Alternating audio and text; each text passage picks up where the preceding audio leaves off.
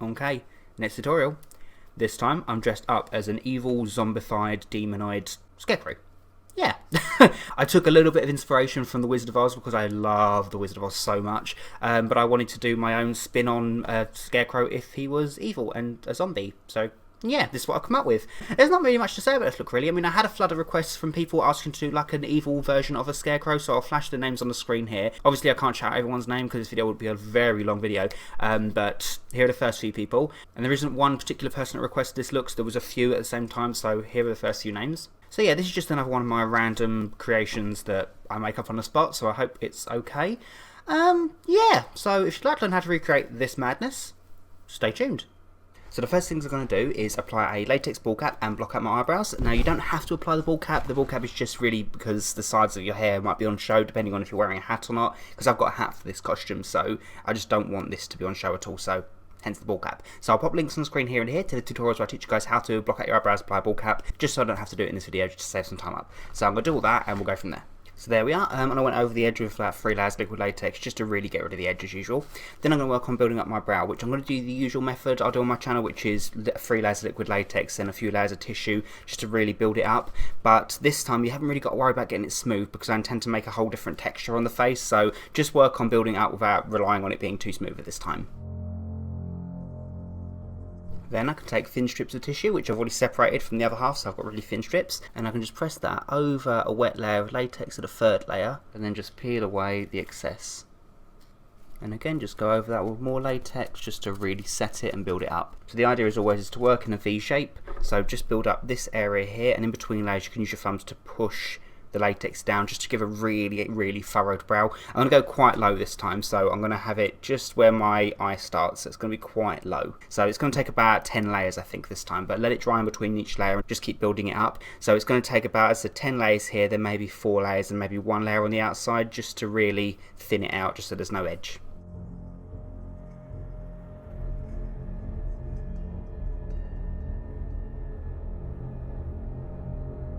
Okay, so that's the extent that I've gone for the really heavy brow. So then remember what I said about making it neat. You haven't got to worry about it being particularly neat right now because, as I said, final texture, so try not to focus on that. So I'm going to take some more liquid latex and sponge and just go around the rest of my face now. Okay, so then after 3 layers, I'm going to do 1 final layer over everything because then I'm going to start sticking down a fabric over the top of it. Okay, so I've got this really super thin fabric, but it's got enough texture in it, so when I apply it, you shouldn't lose much of it. So I'm just going to lay that over my face and stick it down and then cut out some eye holes and a mouth hole.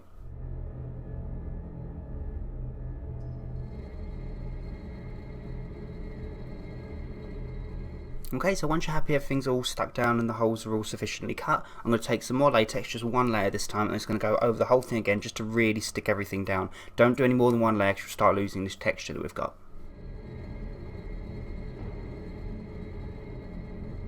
Okay, so when it's all dry and set, I'm left with this really cool thatched effect. Don't worry about my neck or this part of my head because a hat's going to go there and my costume's going to cover most of that. Then I'm just going to pull up the sides of the latex and just make a small cut going across in kind of like a smile. It's more going to be like a V shape over here just because I intend to have some fake teeth on show and I want the mouth to be like ripped open and have stitches put together because why not? Okay, so nothing particularly large, just you can see there, when you open your mouth, these sides here up to about there. Just enough space so you've got enough to put a cross stitch on either side. Then I'm going to start working on the foundation, so because I don't want to ruin the thatched effect that I've got here, I'm just going to do it really lightly. But I'm going to do something a little bit non-conventional. I'm actually going to use a regular paintbrush that's not too stiff, so I can just spackle this on. But I'm using 2 watercolours. I'm using Snazaroo Peach watercolour and Snazaroo Copper. The idea is I'm going to just alternate these 2 colours onto my face, just so I get a really muddy but light tone effect on this. Hopefully this should work, we shall see. So use hardly any water, but just try and stipple it on.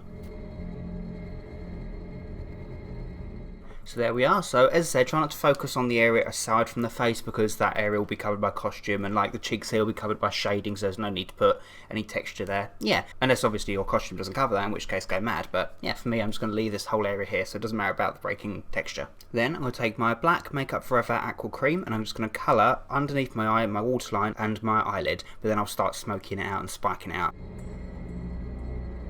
So when you've got the colour on, just take a new brush and just start pulling that colour out, so smoky it following this shape, so it's higher here and lower here. Doesn't have to be too neat because I'm going to be doing like a spiky effect in a second, but we just don't want a complete straight edge. So there we are, so you can see the black's picking up all the wrinkles of the like burlap material I've got on here, which is going to be amplified even more when I'm doing my cheekbones, so that's the effect we're going to be going for overall. So then I'm just going to copy this on this eye. Then I'm going to take a really sharp angle brush and a brown cream. This is by Grimas, this is 1001, and I'm going to use this to just really messy this up and do jagged sharp lines going outwards from the eye. So some will be long, some will be short. I just really want to rough up this texture. I'm just going to take that brown again, I'm just going to go underneath the black and just start smoking it out even more, just to tie some of these lines in together. Okay, so when I've done that on both eyes, it should look like this. So then I'm just going to start peeling up the lip area, just slightly, on top and bottom. So then the idea is that I can stick some fake teeth down underneath the flaps. So what I did was I got some regular acrylic teeth, which you can get on eBay. I just hot glue gunned them together on a strip of latex from one of my bald caps.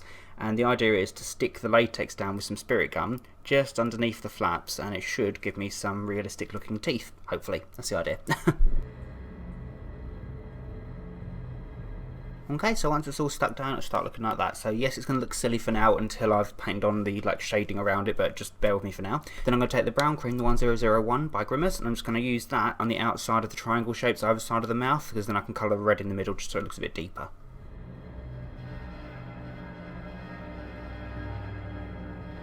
Then I'm going to take the red Grimas cream, which is 504, and I'm just going to colour on the inside of the mouth and around the teeth.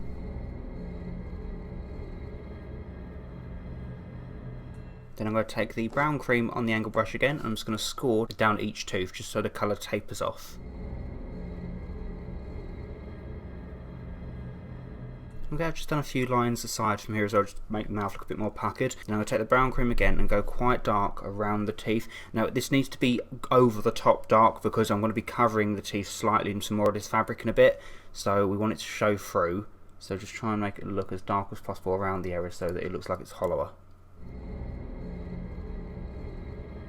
So then I can take some spirit gum on my spatula, and I'm just going to put that on the top and bottom side of the lips, just down the sides as well. I don't want it to join the two lips together because then I won't be able to talk. Then I'm going to take some more of that fabric and just pull it slightly so I've got it a bit more rough, so there's no harsh edges, just so it starts fraying.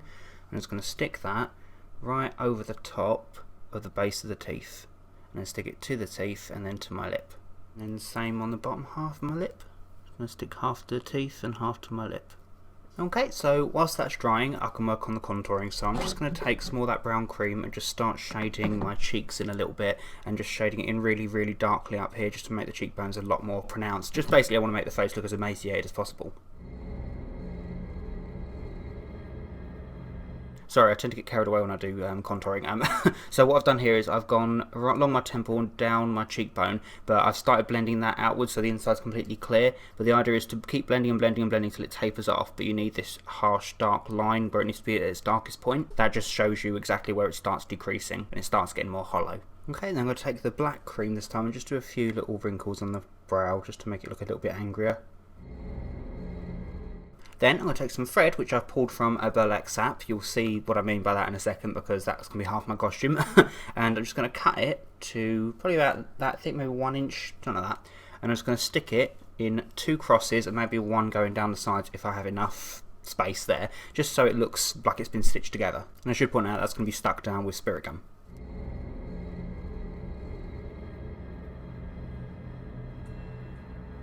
And I'm just going to take some more of that brown cream, and I'm just going to go in the middle of each cross just to make them stand out a bit more.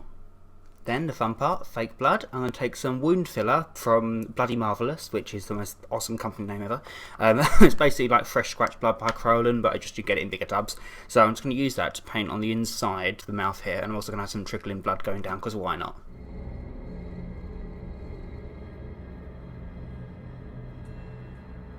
Then finally, it wouldn't be a scarecrow without a scarecrow nose, so I'm going to take the copper watercolour by Snazaroo and just paint on a triangle onto my nose. I just went around the edge of the nose with the black cream by Makeup Forever, just to add like a stitch effect. Then all that's left me to do is pop in my costume, my contacts, my hat, and I think I'm done. And there we go, so that's the look complete. So I finished the look off by popping in 2 contact lenses from eyesbright.com, which are called Quasar. I just thought they looked really effective, all infected and creepy looking. The costume is completely makeshift. I didn't want to buy anything that's already made because I thought it looked too manufactured. So I literally, and by literally I mean literally, jumped in a burlap sack that I've cut armholes in and a head hole in. I popped on a cravat which I made for my Tonto tutorial a long time ago. I just thought it goes really well with it.